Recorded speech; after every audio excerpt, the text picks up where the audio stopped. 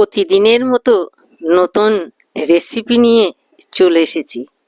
আজকের রেসিপিটা মোটামুটি ঘরে ঘরে হয়ে থাকে, আর সে রেসিপিটা আমরা ছোট থেকে বড় প্রত্যেকে খেতে ভালোবাসি।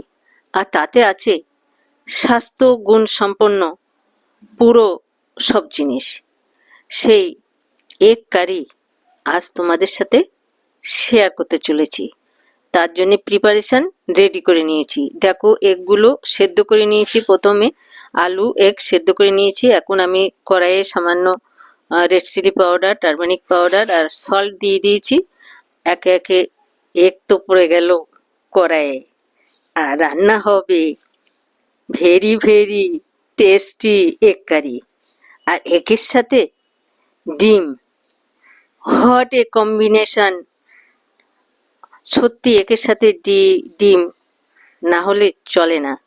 বাঙালিরা বিরিয়ানি বলো আর এগ বলো, সবটাতে কিন্তু আলু খেতে ভালোবাসি। সেই আলু ডিমের সাথে থাকলে জমে যাবে যেন বাঙালির সেই দুপুরের লাঞ্চ বলো, রাতের ডিনার বলো। আর এগ কারি দিয়ে কিন্তু ভাত, রুটি সব কিছু খাওয়া যায়। তাই এগ কারিটা করলে আমাদের মনে হয় যে দুবেলা মোটামুটি চলেই যাবে এগ কারির সাথে। আর এরকমই সুন্দর সুন্দর রেসিপি পেতে আমার পেজটিকে অবশ্যই ফলো করো। আর এই পেজে আসার জন্যে তোমাদের জানাই অনেক অনেক স্বাগত জানাই তুলিকা সান্যার প্রোফাইল দ্য ওয়ার্ল্ড অফ তুলিকার পেজে। প্রতিনিয়ত নতুন নতুন রেসিপি নিয়ে আমি হাজির হই, আর দৈনিক আমি কিন্তু নিয়ম মেনেই ভিডিও ছাড়ি। তাই তোমরা আমার সাথে থেকো, আমার সাথে থেকে আমাকে মোটিভেট করো।